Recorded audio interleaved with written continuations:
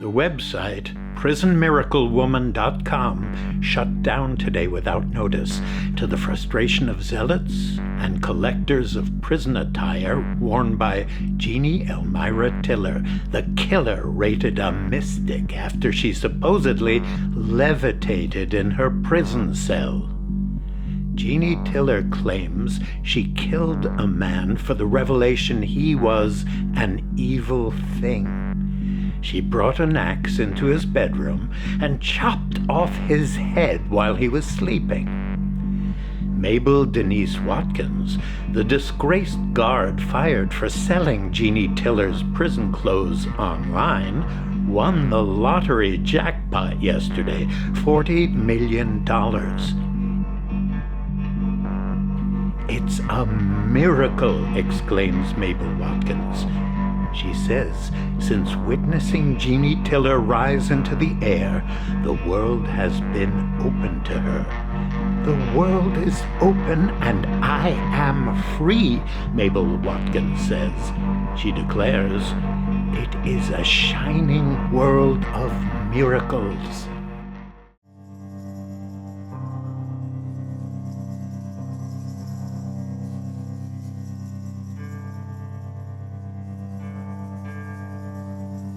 I wish we could do away with personality. It only stands in our way. It's never authentic or reliable. Just a product of conditioning and stuff that doesn't matter. My name is Sari Beth Merton. You could say I have a complicated personality and contain multitudes.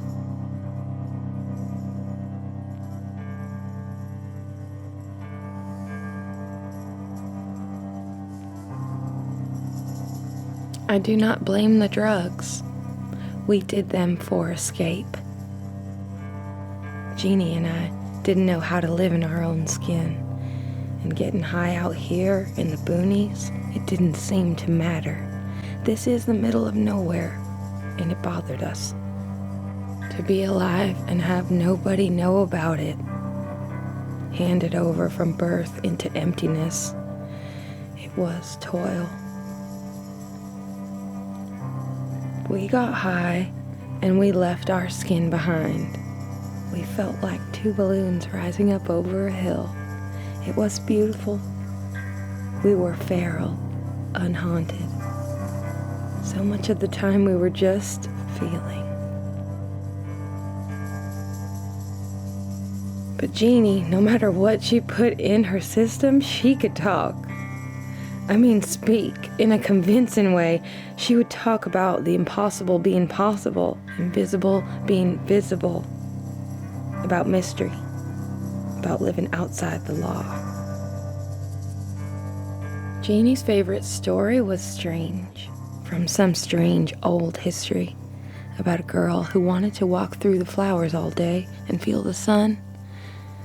Then one day the girl was kidnapped by a demon. The demon loved her.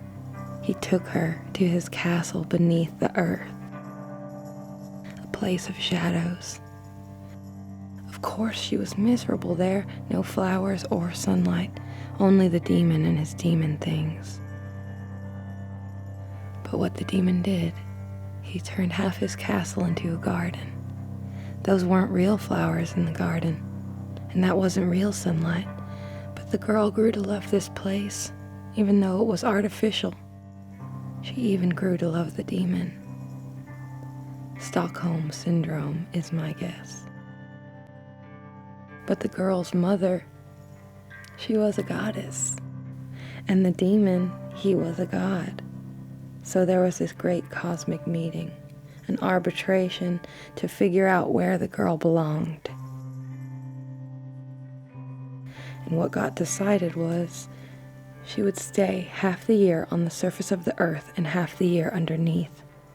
It also got worked out how the colors of the world would look, green and vivid in the growing months, then dull after harvest.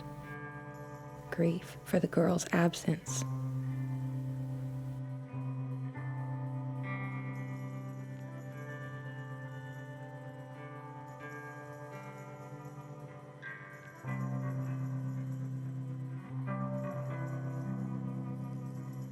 Jeannie spoke about how you had to name the shadows. It's not just sunlight reveals things, shadows reveals things too. I can name some shadows in my life. Addict, prostitute, liar, thief. Sins from pastness just as real to me as the sunlight falling on me today.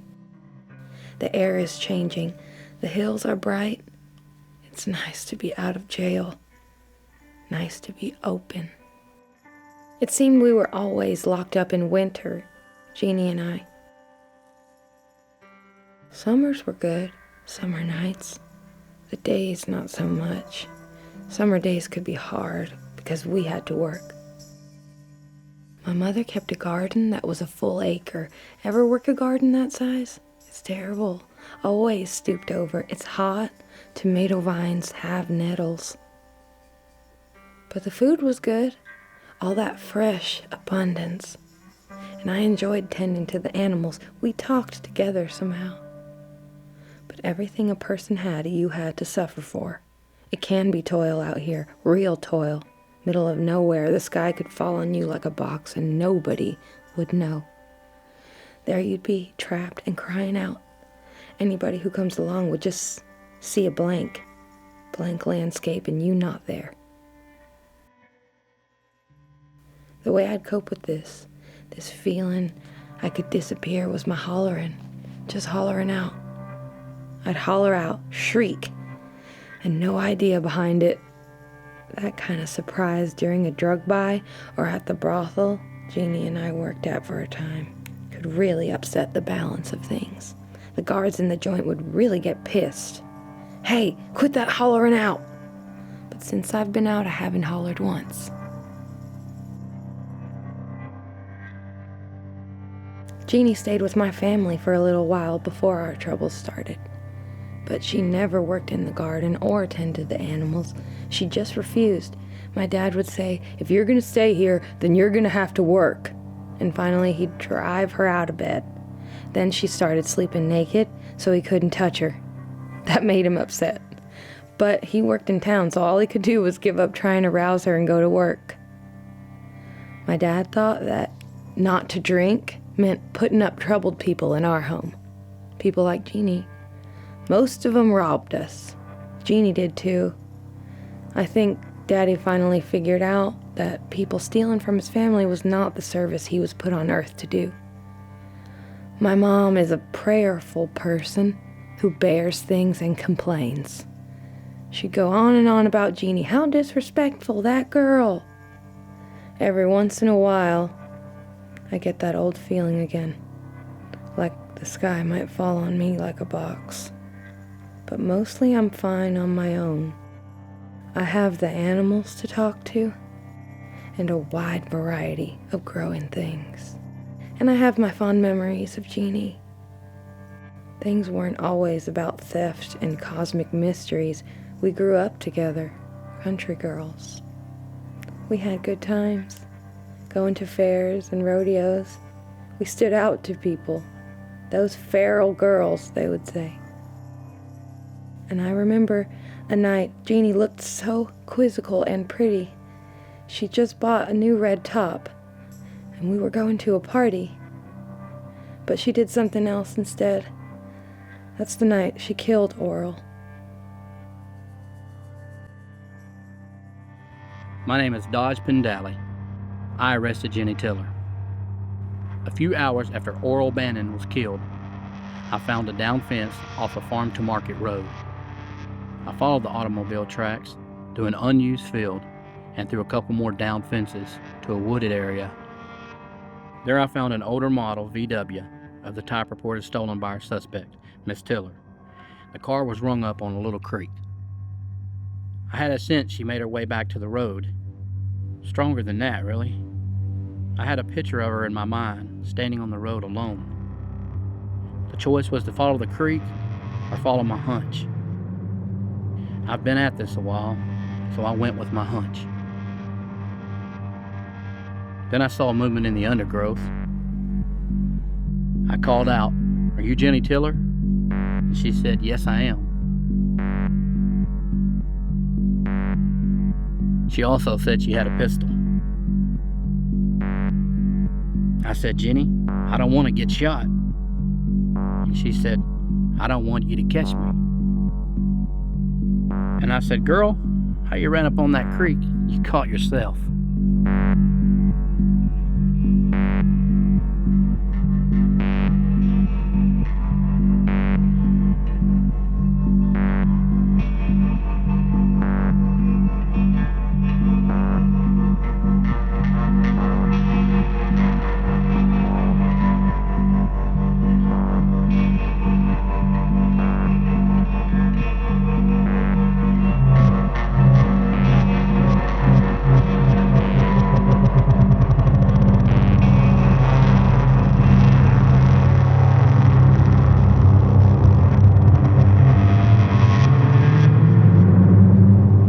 Things got real still, and then she told me she had a tremendous sense she ought to end her own life. Finally, she told me she didn't really have a pistol. She said what she did possess, and I remember because the phrase is so strange. She said she possessed the terror of the human condition. Said she'd been considering what people do in the face of such terror in order to establish a place in the world, a sense of order and dignity. I told her it was time to turn herself in, and that's what she did, cooperated fully.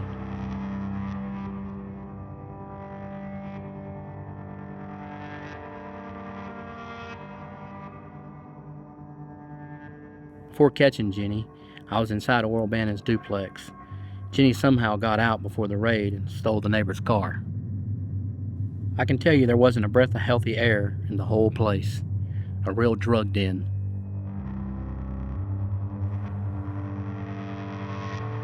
In the back bedroom, officers found the body of Oral Bannon. He was on the bed, murder weapon on the floor, an axe.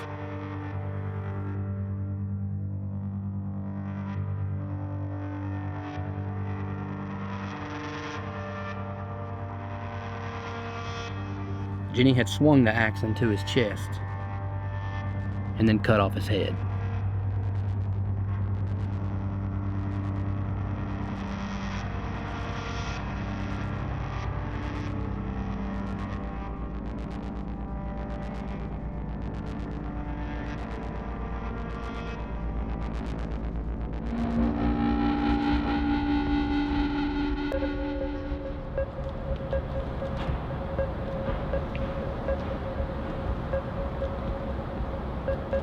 Yeah, hi.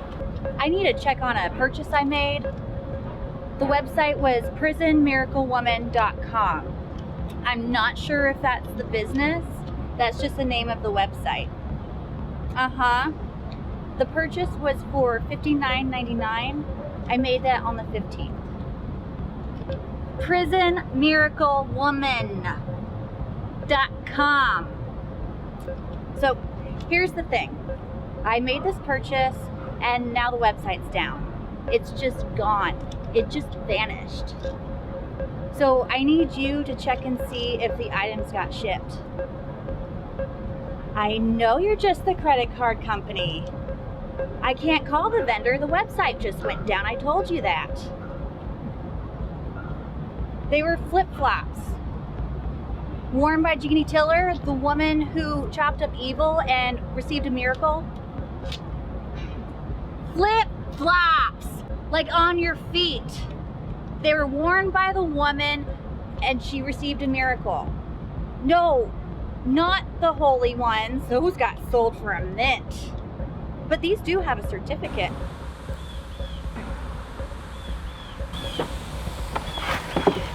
The prison guards saw her do it. She rose into the air. Anyone present in this Jeannie Tiller is either dead by an axe or rich as hell. This is all publicity stuff. It's cosmic. There's a bigger picture, but you don't want to see. It's grisly. That's why people are talking about it. She is relevant conversation across the world. People are using her to talk about religion, to talk about Christianity, to ask hard questions. Emotional infusions of churchgoers and atheists, and I tell you, the internet is dull. Statistically, Americans believe in the efficacy of prayer. Statistically, Americans are willing to lay down their lives texting or driving. Well, you can close yourself off, but I'm totally into it.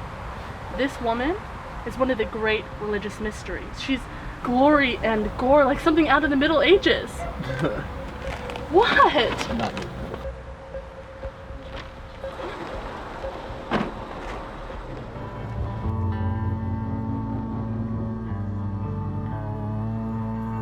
Sarah Beth, come here, I want you. Sarah Beth.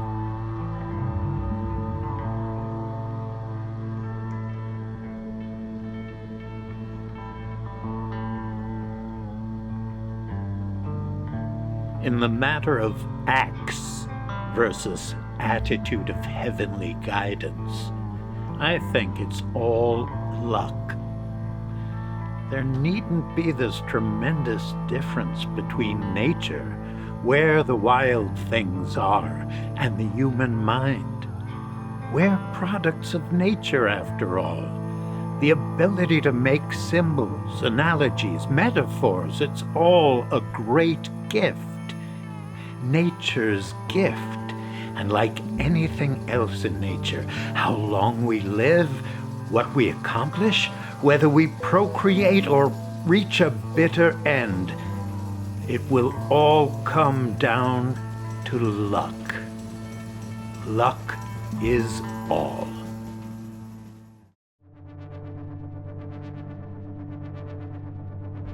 Call me DJ. I was at Oral Bannon's complex the night that he got killed. We just had a big party and I was passed out. And all of a sudden I hear Sarah Beth just hollering, and so I jump up. There's this big field behind Oral's place, and I just see Sarah Beth bolting across, just a t-shirt, nothing else. And all of a sudden this cop comes out of nowhere and throws a tackle on her. And now there's cops everywhere, and they're hollering they're gonna shoot. And then all of a sudden somebody's yelling, "Oral's dead, Oral's dead." And so I somehow managed to make my way across that field to the woods on the other side, and I just stand there in the dark, watch everybody get arrested. It was ugly.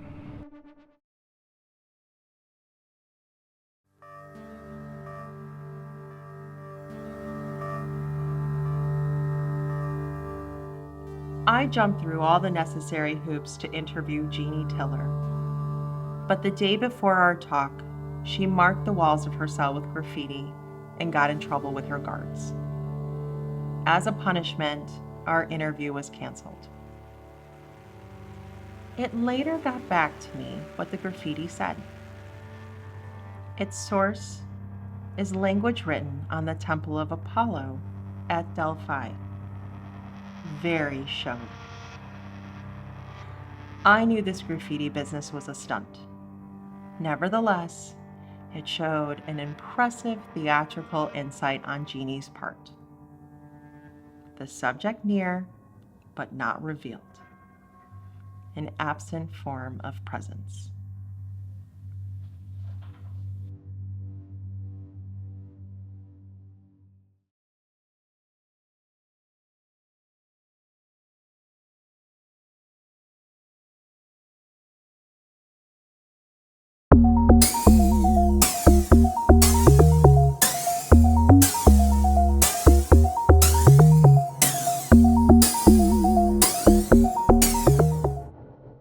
While I waited to speak to Jeannie, I interviewed Sarah Beth Merton, Jeannie's close friend.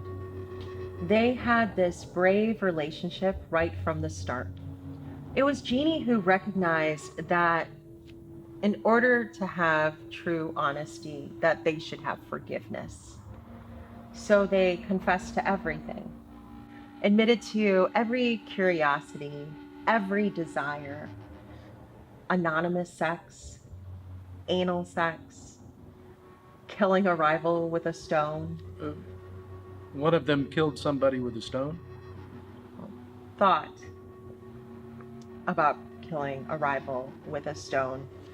They were making themselves clear to one another, transparent. Was this Jeannie's way of testing her friend? Jeannie was practically uneducated, hardly ever showing up at school. She had this complicated and mysterious idea about how to live. And she worked it out when she was 16. The idea that all of human history can be played out in one person, played out in every person. All of human history. Yearning, laughter, love, hate, desire, the whole of a spiritual human history plays out in a single person, in every person. How democratic. She has a prophetic imagination. Well, she's also been quite tight-lipped about this experience. So anyone who reads Jeannie Tiller as a prophet should also concede that she's a reluctant prophet. Given all that a prophet has to go through, isn't a reluctant one the only kind worth really having? In Jeannie's scheme, nobody has authority over anybody else. Everybody has access to all the darkness and light that's out there. Imagine all that power right there inside of you. This mystique that Jeannie has. I'm telling you, Martin, it just draws you in. That word, mystique, it pricks me like a thorn. This woman did unimaginable things. Do we call that mystique? It's a troublesome story. I don't deny it. But also, it's cosmically inclined. I think, instead, it's a story about transference. How do you mean transference? Well, it's an idea about justice. Or maybe about keeping order. It's from way back in history, one of the basic ideas of humanity. The crux is this. We assume the sins of a community onto an object, and then we sacrifice the object. What you're talking about is a scapegoat. The ancient Greeks, who gave us some notion of our own democracy, they used to select people and beat them and humiliate them when times were bad. The officials would haul them up in front of the mob and say, "These are the strange ones. These are the ones causing all of the trouble." Whether it be bad crops or tainted water or giving aid to the enemy, all of the sins of the community would be transferred onto these people. People probably selected at random, and the community would watch them die, thinking somehow that was going to make things better. And how does any of this relate to Jeannie Tiller? What that young woman did was some transferring of her own. All the rage built up through addiction and disappointments, she put it all on the shoulders of that young man she killed. He became all of the trouble in the world in her mind, and so she killed him with an axe, thinking that sacrifice would help her get past her troubles. Jeannie killed Oral Bannon not as a scapegoat, but as a thing of evil. Might I suggest that she tells the story of levitation because she needs to think that her act of transference was a spiritual event. She has a complicated message. I suggest we hear her out. Well, this special message will fall away with proper care. Once she understands it's murder, she'll be on the way to rehabilitation. And she will speak no more of rising up into the air.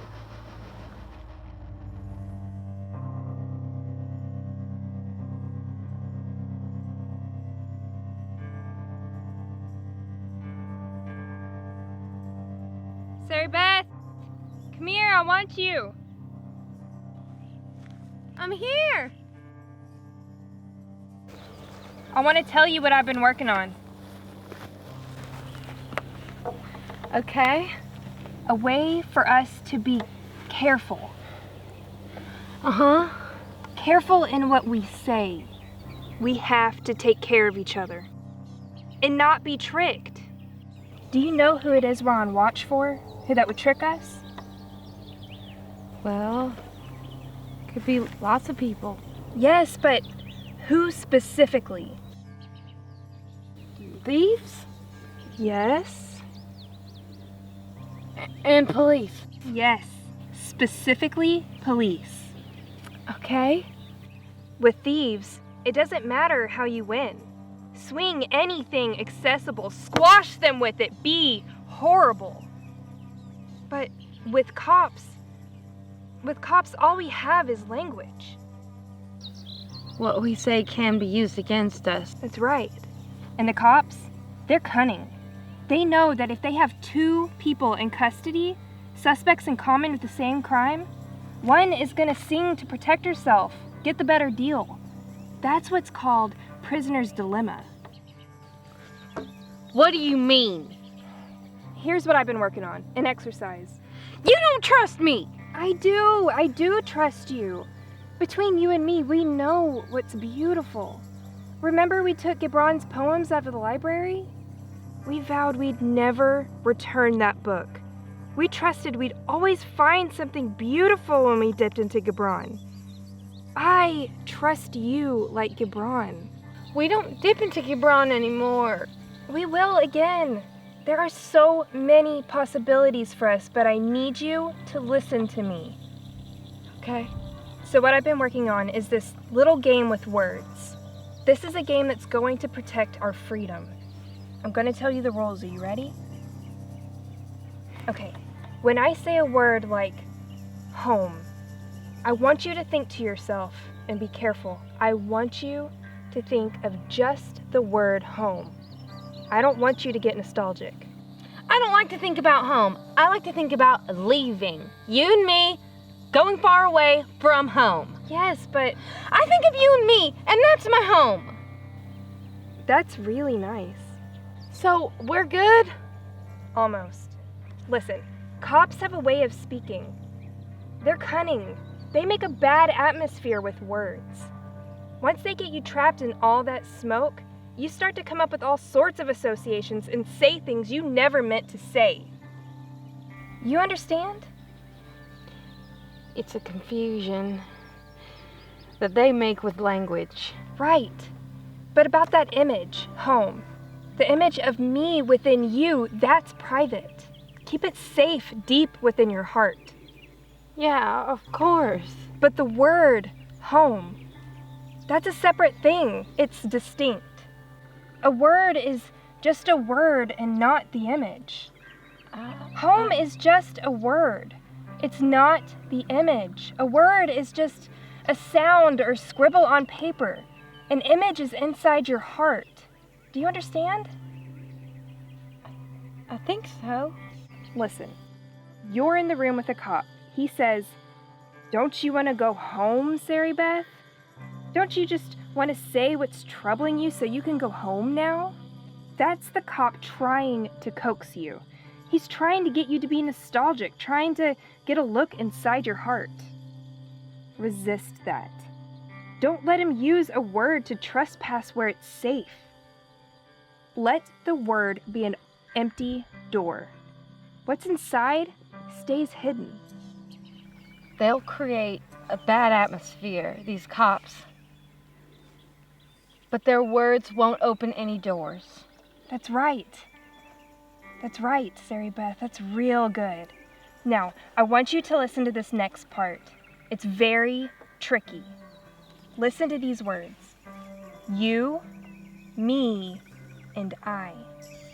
All right. Naming something has significance, okay? It works on an older layer of the brain. Naming, the nomination of things, goes straight back to the Bible. Adam and Eve and the dominion of the animals, the plants and the sky, all the crawling things. If you're a parent and you name your child, that gives you a power. Something there that has never had a name before, and now you give it one. A word you've chosen, that's the power. But we never do what our parents say. That's right, because naming is not an absolute power. Each of us has a name given us. But once we come of age, the point of knowing good and bad, that not all good feels good and not all bad feels bad, that's when we understand that we have a private name. a name for our true selves. We start to say, I or me. Everybody says I and me. Yes, and when we use those words, we put up a wall for privacy. Other side of that wall, there's the others. What's called the you. Like, you people. Like, you people are not like me. You see the wall that goes up there? Yeah. I can kind of see it. But if we're lucky, like really lucky, there's somebody on the inside of that wall with us. Somebody who shares our privacy. Somebody who's not a you. Somebody accepted and is no longer separate from the me. The word for that union is we. We. Like us. We are the lucky ones. But remember, the I is dominant. How much longer does this go on? Remember it, the I is dominant. The I is dominant. Yeah, just give it a little sand. It'll build a strong wall. Takes no time, and the I wants to protect itself. Deep-seated defenses. That's why the cop's game Prisoner's Dilemma works. That's why people you think wouldn't rat choose to rat. I won't rat. And I don't like people who do. How they act is shit. I would never betray you. I would never reverse myself like that. I'm not someone who chases comfort. I know myself. I take full responsibility. God damn it. Now I have to start over. What? I start over. Flood the fucking steppes. Waste the fucking sea. Scorch the fucking forest. Turn it inside out and yank the stitching. Rend the fucking thing to shreds. But I had to distinguish myself from the rat. Not to me, you didn't. It's pride that had you do it. Goddamn pride. It's bile. Your deepest, private self floating up on that bile, up into plain view for any devil to see. Devil? Or cop, or enemy, what's it fucking matter? Your pride, your fear, it gets you to show yourself. Reveal yourself to a majority that wants to take your freedom. One thing we got in this world that's free, the one liberated thing is the spirit. And we, the whole human race, don't keep it safe. We hand it over willingly like we're slaves, because pride asks us to. Jeannie, I'm so sorry. Nothing now but to start over. You see how the bile spreads? It floods the world, taints everything. Monster, stupid monster, monster of the fucking tainted world, stupid, prideful thing. Humiliating, I won't let it live. Look at it wanting to live, thrashing on the ground like a fucking idiot.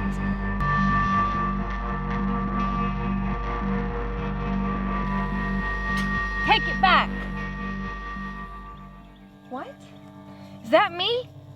Take it back. No, that's not you. You are not the idiot. It's pride. The attempt to order, that's the idiot. You write it out. Law. And that corrupts it. Corruption lives in the composition. That's where the compromises are. What we should do is live free, resist orders and language that tries to put things in order. We should live free. That is what we're here to do. Jeannie, I'm sorry if I made you start over. No, it's okay. The takeaway in this is, I know you won't betray me if the image I have for me is you. And the image I have for me is you.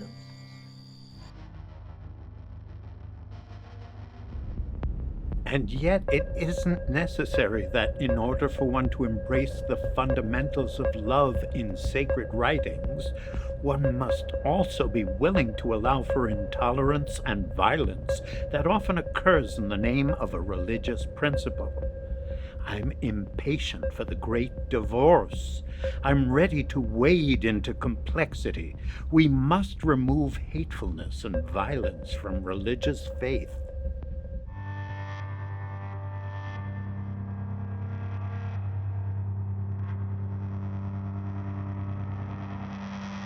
I see a far thing coming closer.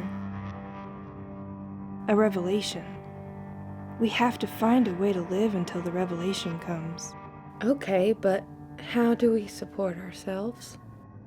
We'll go live out on the fringe, see craven people who need light in their lives.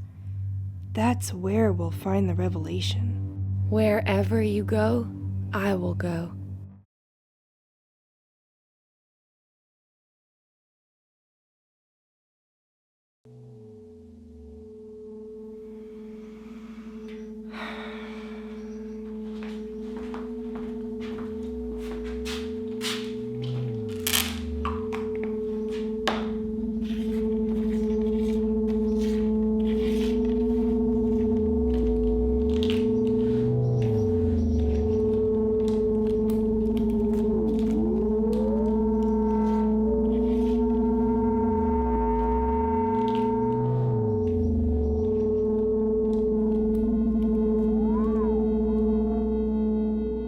There's a hurt bird out there.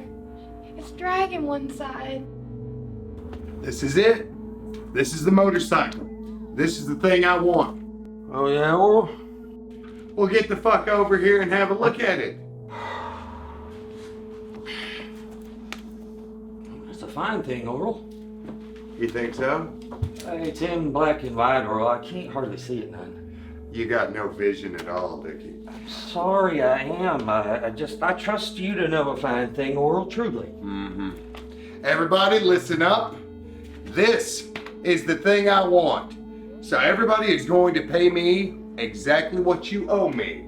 Every penny. You got that? What's wrong with that bird, Sari Beth? A baby bird. Can't lift its wing. Did y'all not hear me? I said every penny.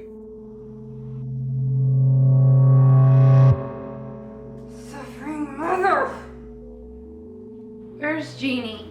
She got busted. For what? I don't know. Quit hollering out, Sarah Beth. I done told you about this. What are we gonna do? Oral, you have to do something! I'm not gonna do nothing. I've got speeding tickets done gone to warrant. I'm not stepping in a police station over stupid Jeannie.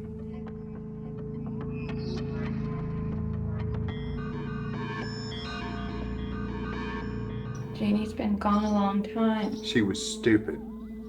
Since she's been gone, I've had to fuck her share of your friends, Oral. So? I should be getting more dope for that. Yo. Jeannie! I'm so glad you're here.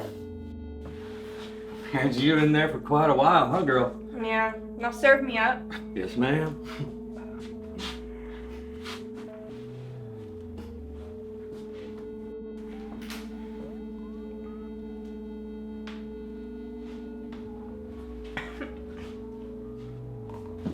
You got that too you owe me? For what? I'm trying to buy a motorcycle. And you want to borrow from me? I want to collect from you. You've been living here all this time, and you owe me for that. No, Oral. I don't owe you anything. I fucked a couple of your friends last week. Oh, hell. Shit. They just got Dickie. For what? DUI. His second offense. Aren't you gonna bail him out? I'm trying to buy a motorcycle. I cannot be spending any money on his drunk ass. Plus, if he had just stayed here and paid the cable bill like he was supposed to, he could get drunk here rather than putting himself in all that danger out on the road. Anyway, Nobody spends any money on this house but me.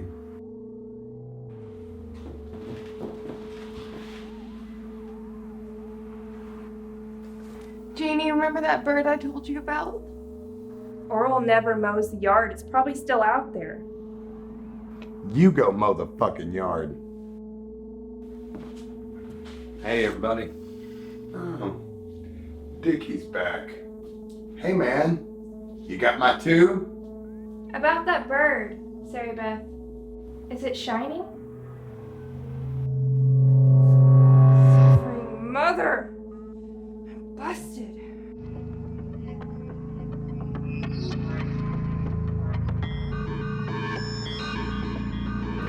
Jeannie got busted again. What'd she have on her? I just gave her a little bit of dope to go party with. Nothing serious.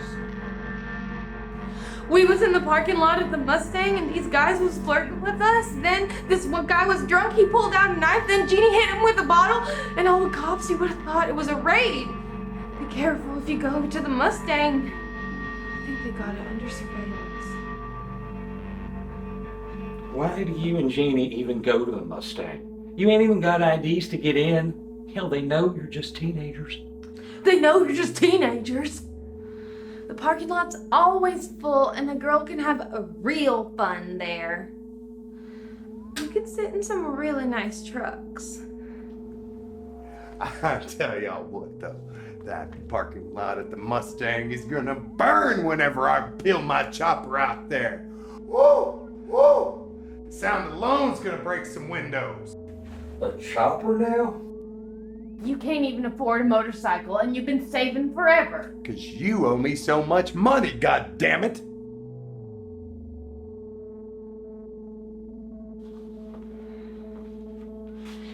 Jeannie's back!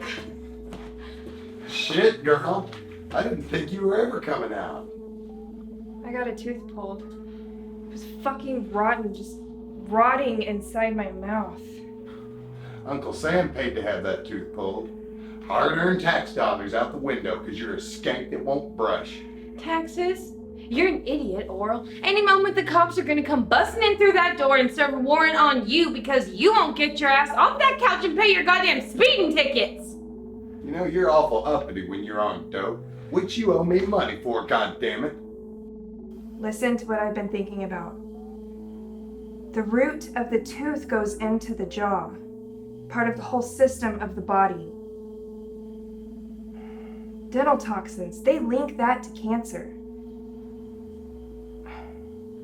Decay sets in the bones and then there's a tumor.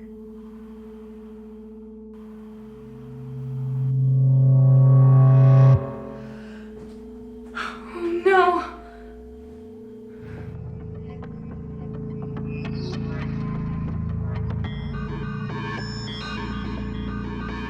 Shit.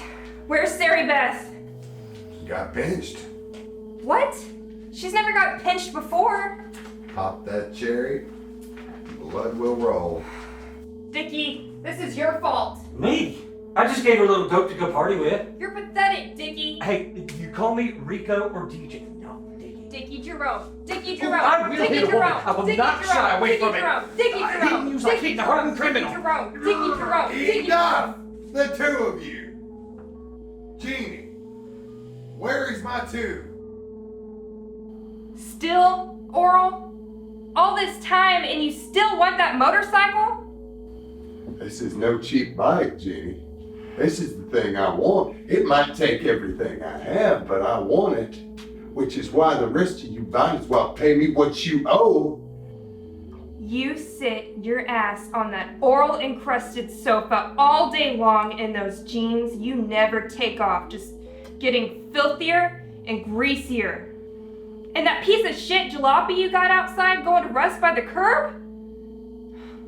But you consider yourself a responsible guy. Someone who can maintain a bike, chrome polished to the state it reflects the soul? As if you'd ever bother with insurance or go downtown to get a license. With all your defaults and warrants, Oral, and the pot reeking out of every pore of you, I don't see you standing in line in a government building. Just like every dream you ever had, you won't do a goddamn thing to realize it. Fuck that. I could have nice things. I could if it weren't for you thieving motherfuckers stealing from me all the time, thieving me out of house and home, stealing more dope than what you sell. At least I'm not in and out of the joint like the rest of you. You never leave the house, you paranoid dope dealer. I pay taxes. My name's on the lease. You don't pay taxes. They take it out of my disability check.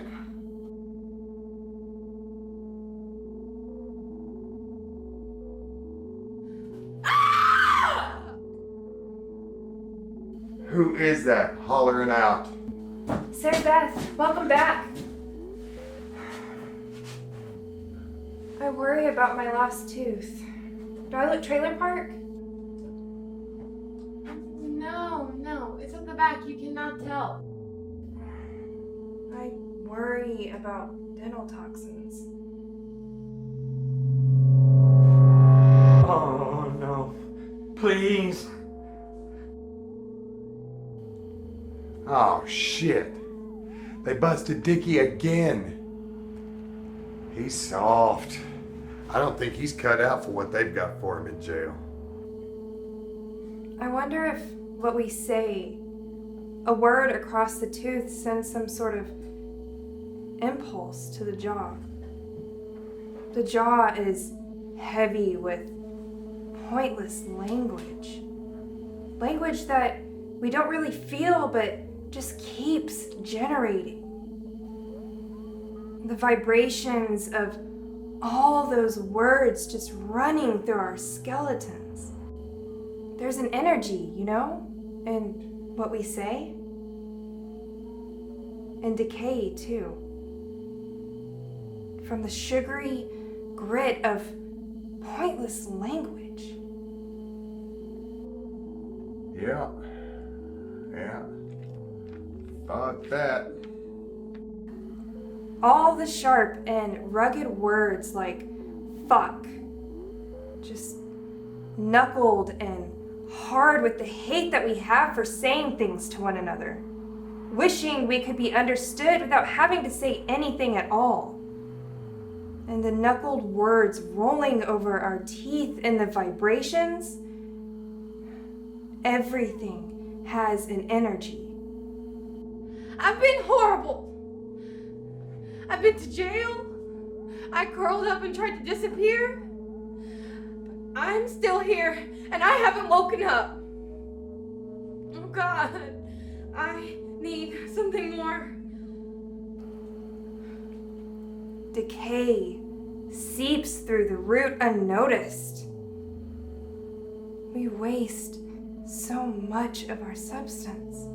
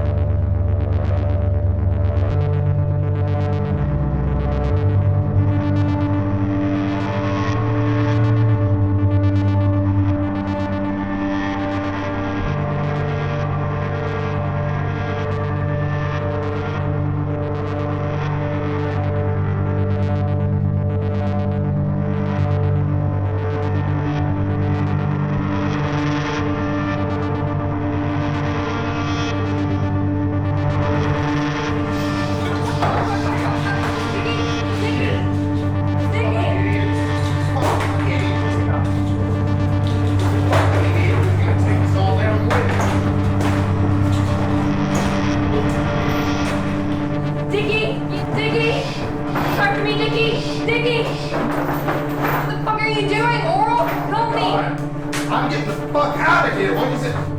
Look like I'm leave, doing. Oral. I am out. He did this to himself. Where's Sarah Beth? I don't know. Where's the bolt cutters? Help me, Oral. Where's Sarah Beth? Talk to me. You are stressing me the hell out. Hush.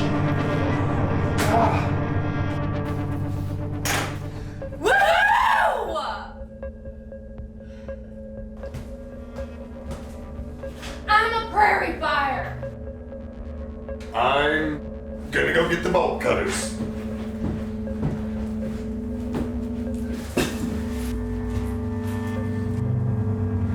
Vicky.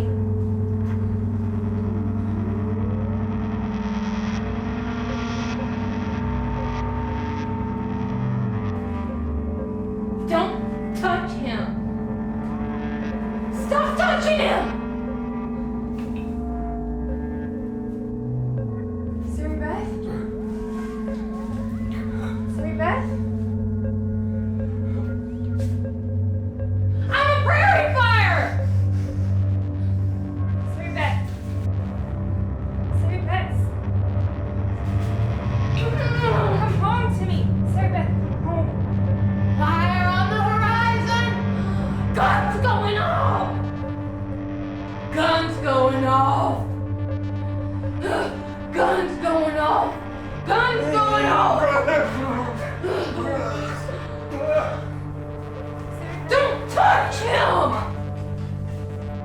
Fire on the horizon!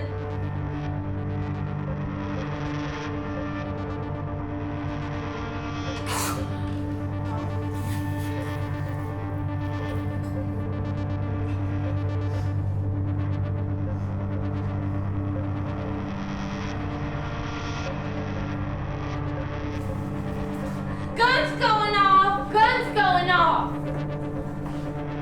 Fire on the horizon!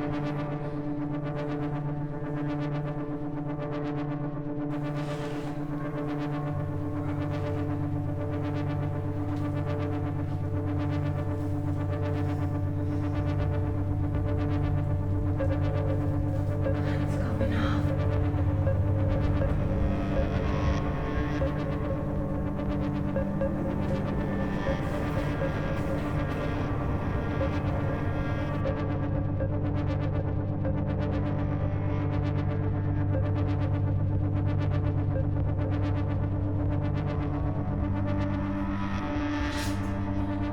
I'm a prairie fire.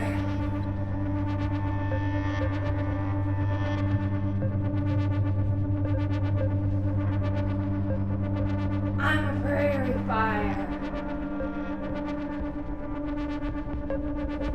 I'm a prairie fire. I'm a prairie fire. What's going on? What's going on?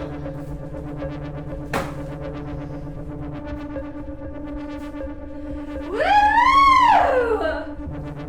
I'm a prairie fire! Sarah Beth.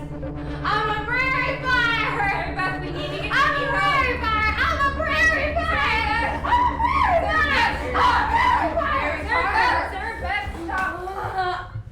Sarah Beth, stop! Sarah Beth, stop!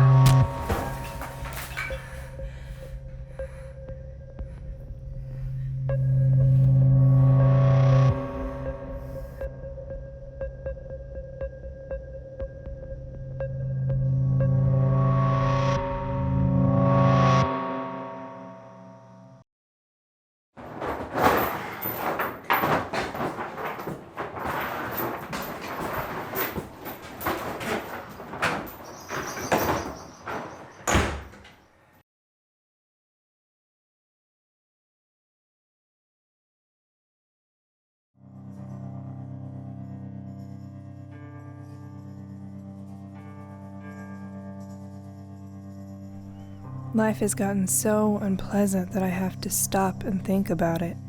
My daddy was in jail when I was born, and now he's dead. Mama's dead, too. She had perforated bowels and 2 staph infections. I was in jail when she died, and she's buried in a thin box paid for by the state. One time, she showed me a picture of herself with a cowboy who was holding an AR-15 rifle. She wore a short skirt, had her arms around that cowboy, holding on to him and her glass of vodka. I did all right when I stayed with Sari Beth that summer. But then one of Mama's weird phone calls and I had to go home. I found her with her hair all grubby like tree roots. Some people came to help, to cart her off to a place like this. Mama never got this far, but here I am. This is my time to get clean. I had to do what these people tell me to do, take a personal assessment and live the contemplative life. And so, I'm contemplating. What is God? Supposedly, God has assumed a face for me to see, a face in darkness, and I have to go look. Darkness, emptiness, silence. This is the frontier of contemplation. I read 99.99% of objects that appear solid are mostly empty space. That's why light is the great metaphor. Light may enter empty space. Even space on that surface appears too dense. My job now is to try to find the openness in things. Try to find the light.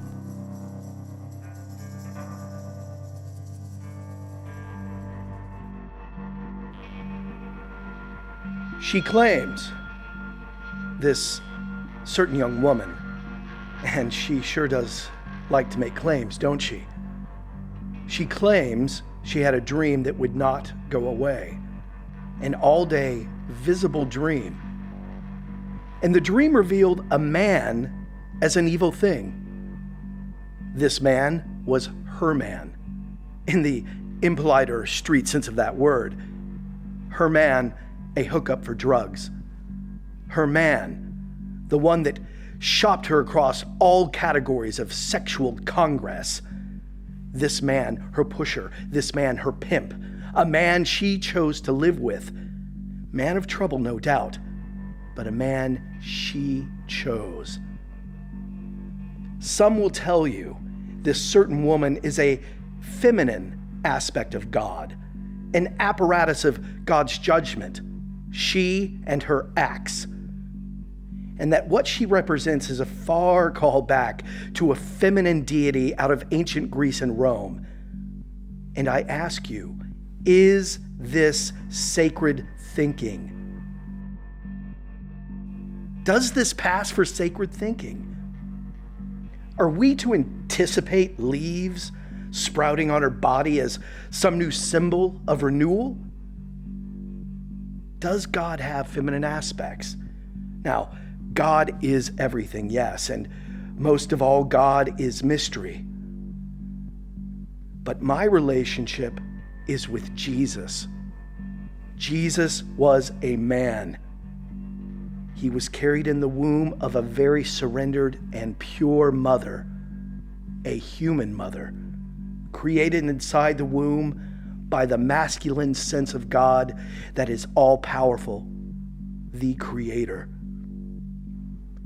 A dream is like a fish that vanishes between the stepping stones, the mist that passes under the little bridge.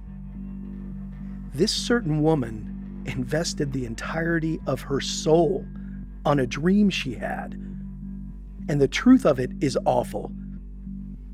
Her supporters put her way up among the constellations, as though she's the stuff of ancient Greece and Rome. But this certain woman who came out of prostitution and murder into the public consciousness and the figure of debate is not the stuff of sacred thinking. She and her ways cannot be reconciled with the virtues of God.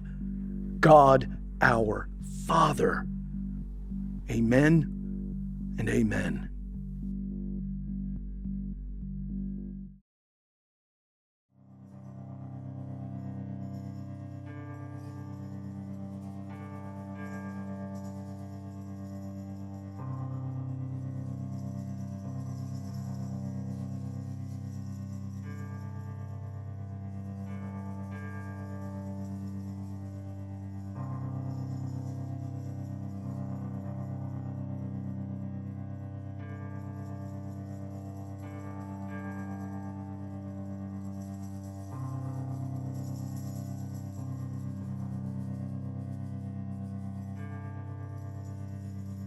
Jeannie, is your recovery done yet? I don't know. I'm supposed to stay here a while. What is this place? What do you do here? Contemplation, renewal, the stuff of getting better.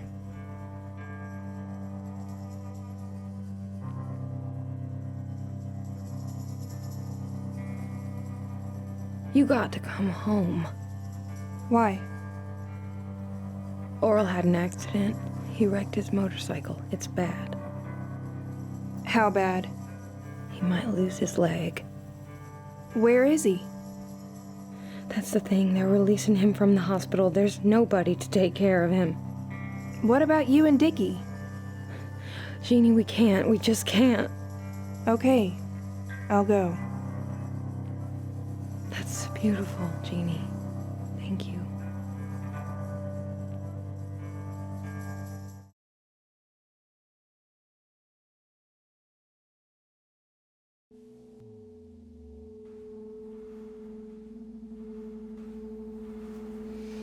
God, that smell. It's your leg, Oral. You ought to go get it seen to. Where are my pills? Jeannie's still out getting them. Dickie, you should have gone with her. You should have put a bunch of threats in her ear. Terrible things. Horrible things. Always make sure she comes back with my pills. You know I can't go to the pharmacy, Oral, me or Sarah Beth. We look like drug-seeking behaviors. Jeannie's the only one clean enough that she don't stand out at the pharmacy. She looks good lately. Real clean around the eyes, too. Hey, Jeannie. Pills! Right here, Oral. I'm only giving you one. I want 3. You've already had whiskey and dope. I am in terrible pain. If you still feel that way in an hour, we'll see about another half pill. I want a full pill, not half. Let's see in an hour. Jeannie, I love this new top. Thank you. Do you mind that I found it? No, I'm glad you like it. Pretty. Sure feels nice. Dickie, please don't get any dope on it. It's new. Sorry. Why were you hiding it in your backpack? I wasn't hiding it. Then you don't mind if I borrow it? No, you can borrow it. Ooh, something nice.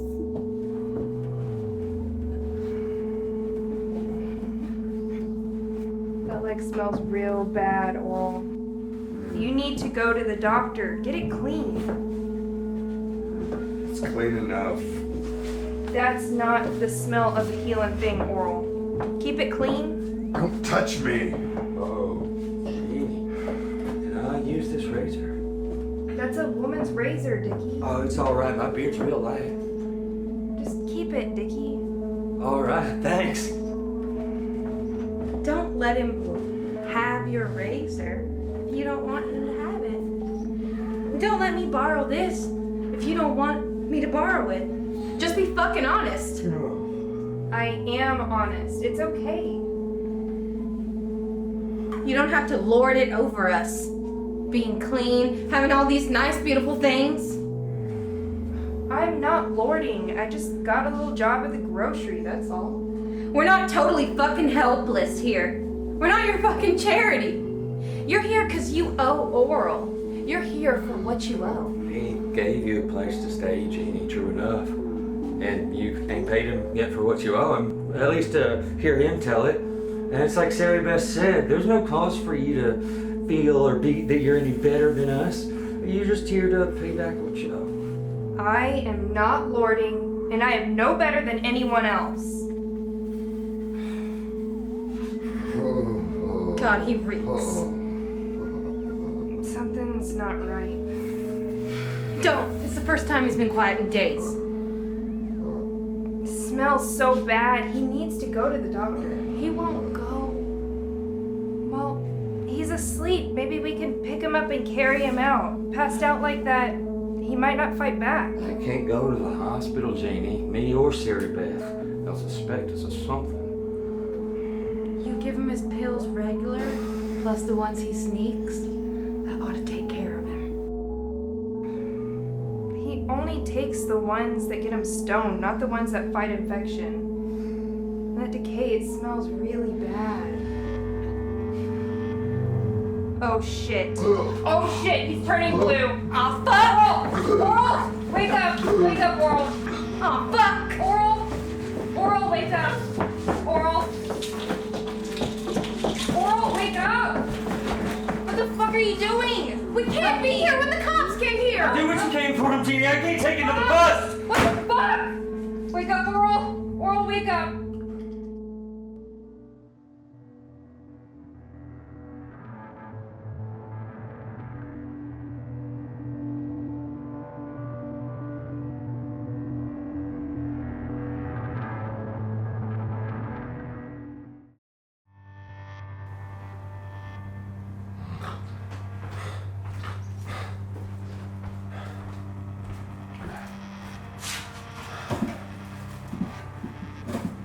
Hello? Hello? My leg's off! Your leg's been off a week, Oral. You know that. You tricked me out of this leg. You neglected that leg, Oral. Let the decay in. It had to go. You could just come to terms with it and let yourself out of that fog of whiskey and dope. Why is it so goddamn bright in here? You got these blinds open, you're gonna let the cops in? Dope's gone, Oral. Dickie's out selling the rest of it. You neglected to buy more. The house is clean, more or less. Bring me my pills. I want you to stand on your prosthetic leg first. Just see if you can do 2 minutes. Don't you bring that fake limb in here. It creeps me. That bad leg threw up its hell into you before it died. Sure, they sawed off the ruined part, but not before the hell got through the roots. No way they could police every little vein and artery and every little byway. All that decay, that hell, pumping straight through your heart. You were never much, Oral, but I see what decay has brought you to. I see hell in you. I don't want you talking to me anymore when Sarah Beth and Dickie ain't here. But that's not the way it has to end. Just think of everything that's changing right outside that window. And here in this room, the air is changing, the light is changing, everything can change. Don't think the world into something that it ain't. And don't you worry about the dope now. We're gonna have it rolling out of here in no time. What do you mean? I got Sarah Beth out expanding the operation as we speak. I told Sarah Beth not to whore for you anymore. Just last night, I sent Sarah Beth out to go fuck Bobby Roberts. Bobby Roberts? Bobby's been clean for over a year now. How dare you prey on him with Sarah Beth? Look at you. Who knew you had all this animal mother in you? You'll nurture anything, won't you? I remember the night Bobby Roberts bit you on the tit. He apologized for that. Made full amends.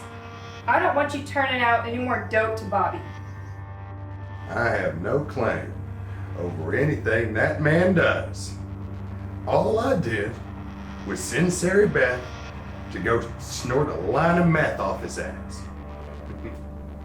You know what's gonna happen as soon as she does that, don't you? He's gonna ask for one of his own. And Sarah Beth, she'll say, "Sure, honey," like she always does. He's gonna spend all night chasing that powder around her soft, round, pale little ass. And just like that, he's gonna be hooked again. He's gonna be right back in that raw, red lifestyle that sweet baby Jesus picked out for him. You are a horrible thing, Oral Bannon. Bobby's doing great now. You know, he's got that Vinahood store. He cleans out all the Vinahoods and all the local restaurants. Just because he's busy doesn't make him rich. You're tapping into a dry vein, Oral. He's got all those ex-dopers too. He hired them. He ministers to them. What do you think's gonna happen once he gets hooked again? Just like a row of fucking dominoes. The rest of them gonna fall down right after. And they're all gonna be hooked and coming to me regular as my customers. No way. I'm gonna stop you.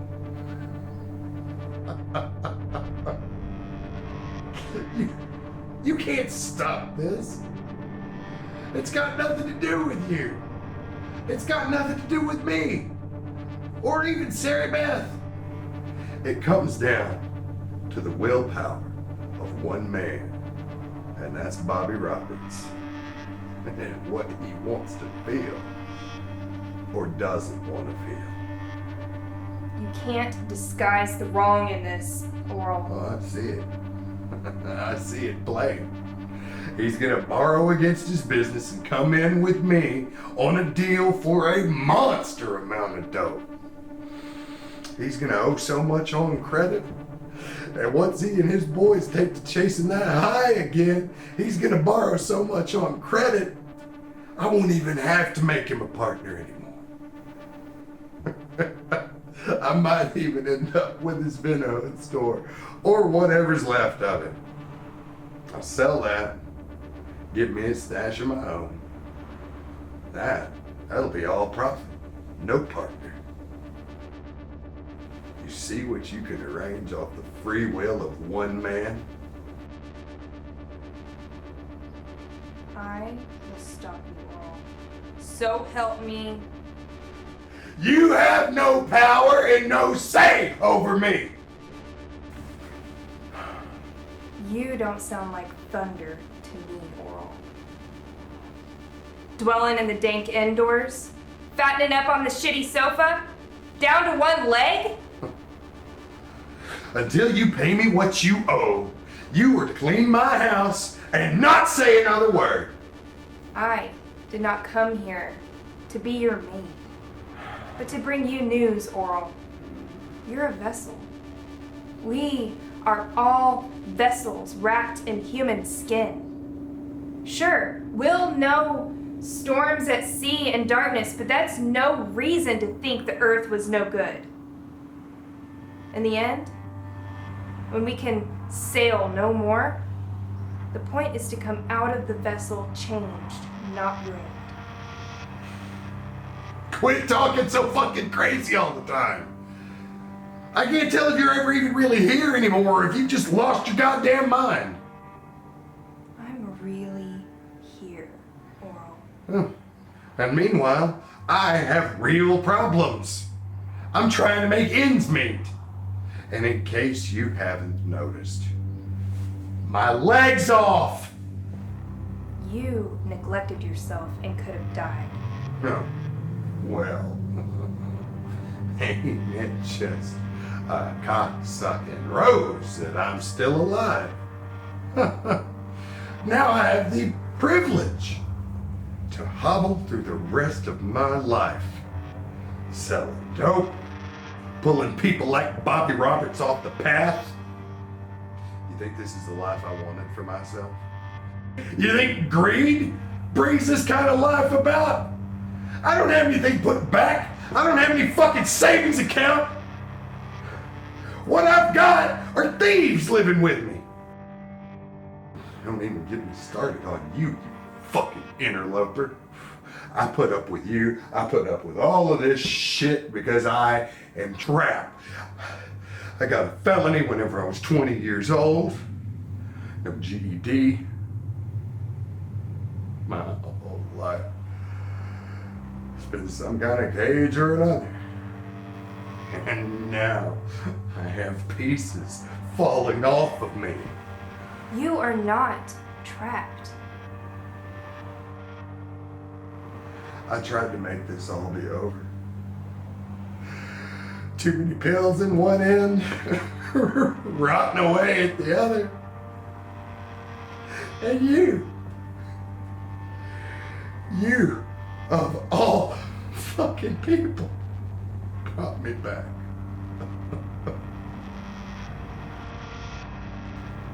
What do you mean, make it all be over? I mean, you shouldn't have brought me back. I don't know what it is looking through my eyes anymore. But it's not natural. I don't like it. It's evil.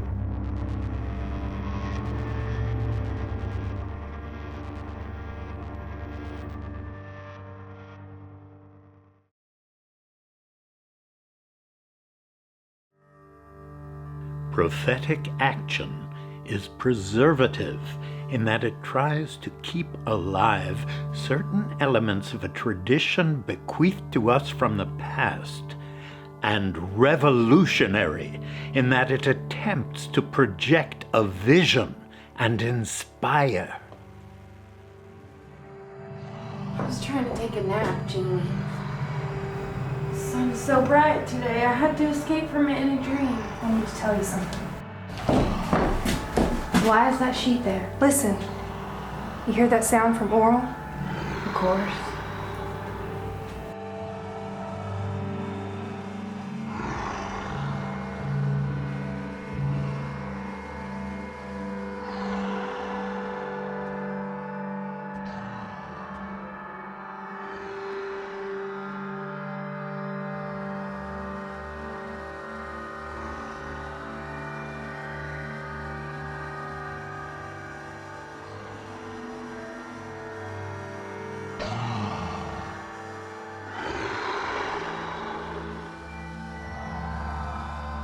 Listen.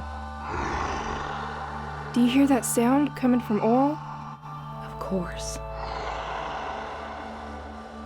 Does he sound like an animal of some kind to you? Oral is an animal of some kind. I mean, does he sound different? What do you mean, Jeannie? Why is that sheet hanging there? I put it up so I wouldn't have to see Oral change. He's really changing, Sari Beth. We got that big party tonight. Bobby Roberts and them are coming over. Ask them if they see a change. To me, he's just Oral. Something's coming over him. And you're right. He's worse than I ever thought. He's awful.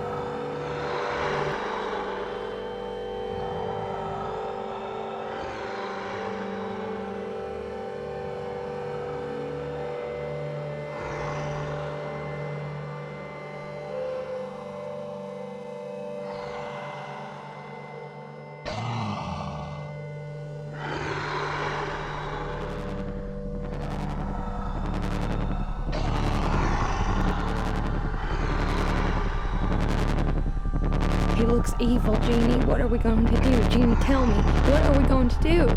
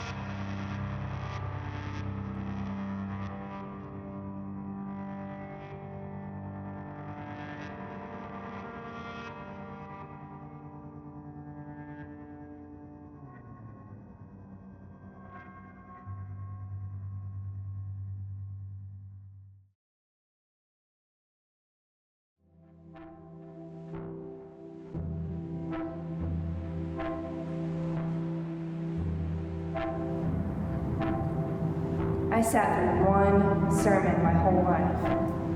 I got through it though, telling stories through pictures, the word given authority because images run so deep in the mind.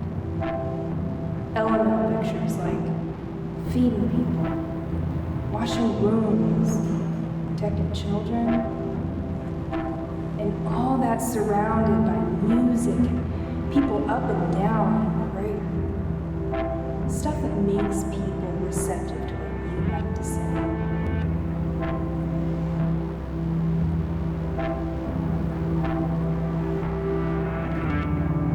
Do you believe in the afterlife, Jeannie? I worry about it. I fear a situation where I come across Oral on a field. He commands me to touch the wound on his chest, feel the jagged depth of it. Commands me to take his jaw with my hands, lift his head and see the awful distance of his neck. His head never again to be a settled thing upon his body. How can I live in that world? If there is an afterlife, it has to be truly beyond, you know? Beyond recognition. Beyond anybody knowing anybody. Leave the room. Outlast the room. Last of all.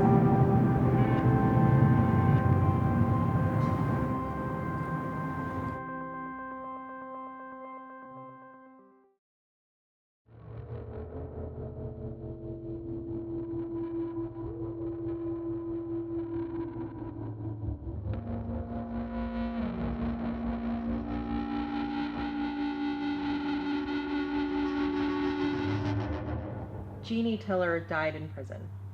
She was stabbed 9 times.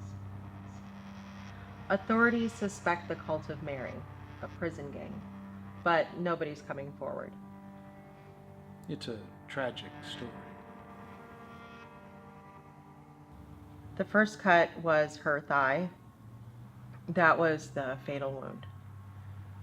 Other cuts were made to torture her while she bled out. She died in agony.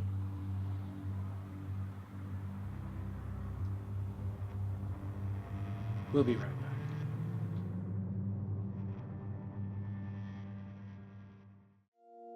Ladies and gentlemen, get ready for Mabel Watkins. She saw Jeannie Tiller rise into the air, and now she has precious items she wants to share. You believe in miracles, don't you? You can't afford to miss out. Pay attention to Mabel Watkins. Acquire these extraordinary things. Here she is, ladies and gentlemen, Mabel Watkins. Wonderful, wonderful, wonderful. Oh, God. Am I a good person? Why was I selected for all this? Oh, it's too much.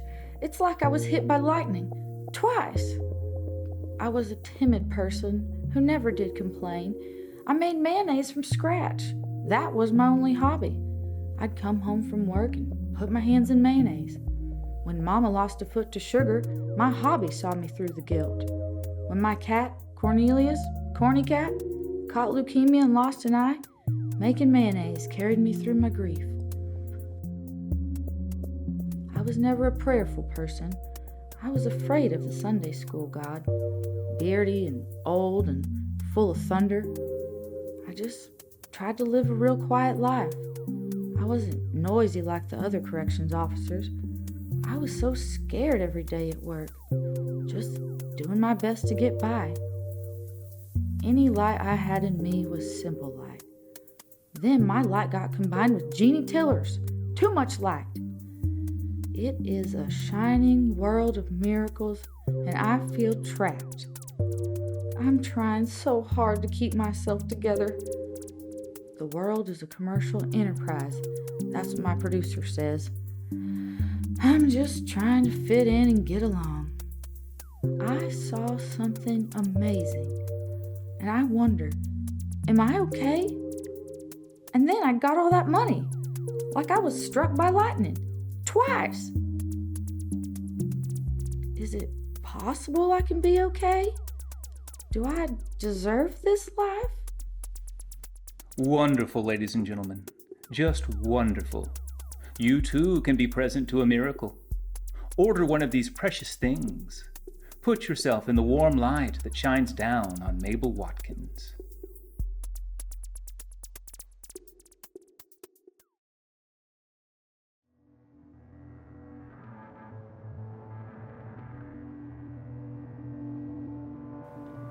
I'm here to talk about my son, Oral Bannon, because there are some things I didn't get to talk to him about when he was alive, and because there's nobody else to speak for him now that he's dead. I sat silent a long time, thinking my boy's life over. Having me for his daddy is a drawback to him, I know. A young man, I came out of prison for stealing tractors and hitting another guy with a wrench. Bad country tattooed on my back and cocky on my stomach. Met Oral's mama the first night out of the joint. Me and her was 20 years old. Hell, I didn't even try to make that stick. Oral and me had trouble. It's just that way. And I know the evidence says he lived a raw, red life and wasn't a saint when that woman killed him. But he didn't have the police record she had. Everybody in that house had more police trouble than my boy. So my boy is an evil thing. People so starved for religious feeling that only my son gets cast as evil. Bullshit. I've thought about my dead son and what others thought about him. I know life is great, life is terrible. It has to be both ways. Oral, he got killed maybe at his most terrible moment, when he's the most terrible to other people. But fuck, you don't judge somebody based on a moment. He was alive once, and there's greatness in that. Potential. Oral's next moment might have been a better moment. That woman's no hero for killing my boy. God wasn't in the thing that she did to him. Swinging that axe, it devastated. 4, 3, 2, 1.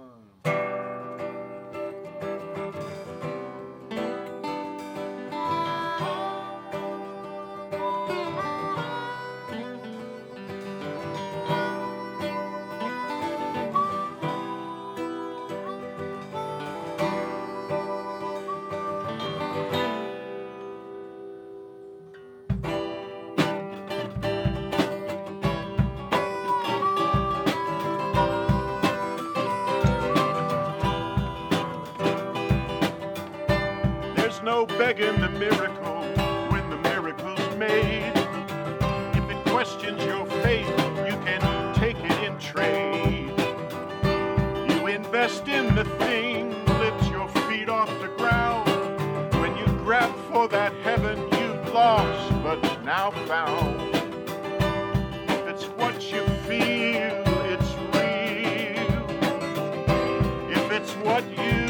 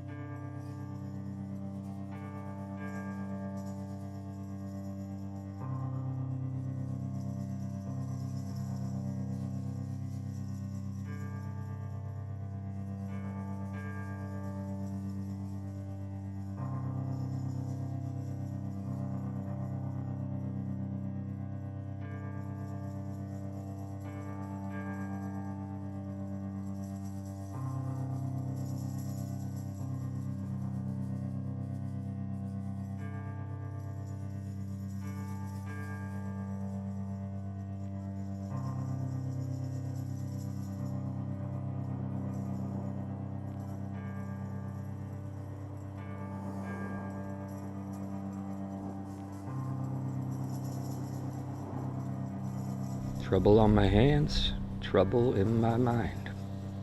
What's the matter, Dickie? Broke as fuck, no home. Maybe you could look at it another way?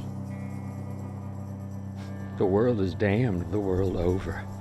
What other way could there be? It's springtime. Look around you. See the growing things. Got too much on my mind to think about spring. Must be something pretty big to keep you from noticing so much renewal and bounty. You heard about that prison guard? The one that witnessed Jeannie up into the air? She started selling Jeannie's things on the internet. Stole stuff from her cell and put it up for bid. Made some good money, too. And just before she gets fired for doing all that, she up and wins $30 million fucking dollars at the scratch-off lottery. What does that have to do with you, Dickie? It ain't fair, is what? Maybe there's a larger plan operating as a mystery. Sarah Beth, do you think Jeannie lived a miracle? Why shouldn't she have? The world is strange. I've been considering it. Tell me. The right attitude for witnessing a miracle is good fortune, ain't it? And all the time that we spent with Jeannie, you and me, giving her a place to stay when she got out of jail, putting up with her weirdness, don't mean nothing, apparently. Where's our slice? When are you and me gonna get something out of all this? We're doing okay, Dickie. The sun is up and there's growing things around us. It's fantastic. I hate to do it, but I'm gonna go get high. I got so many thoughts racing around in my head, I can't stand it. Did you hear what happened to Dickie Jerome? Sarah Beth, I think you've lost it. I'm Dickie Jerome. It's very sad. Dickie died. What? Huh? He froze to death. Him and some good old boys found an old refrigerator dropped off in a ditch. They used it like a giant bong, huffing the freon to get high. Dickie inhaled too much, and his lungs froze. His lungs gone to delicate panels of ice, tinkling as they broke into tiny bits. You witness a miracle, and you try hard all your life. And what do you get for it? Fuck all is what?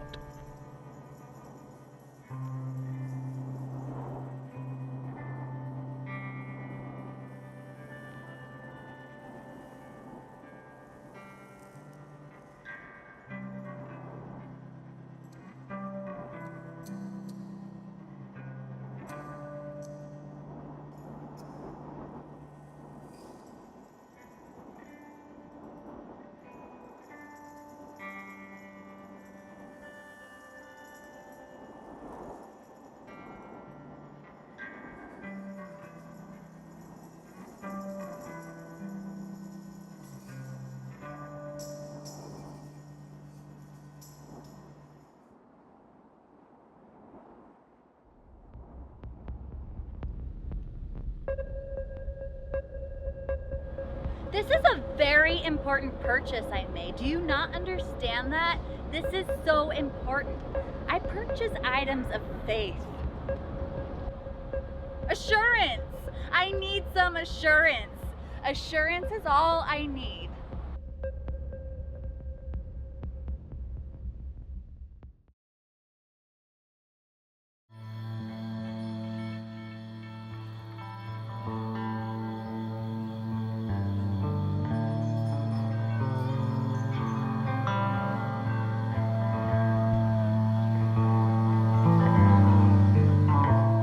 Will it cohere? Will it ever cohere? We lose religious fervor, and what's next? Is it luck? We all make little signs to keep the good luck going. There's some drive within us to make gestures to communicate our wishes. And we call this a system of belief. How long we live, what we accomplish when the whole thing's done. What shall we say it all comes down to?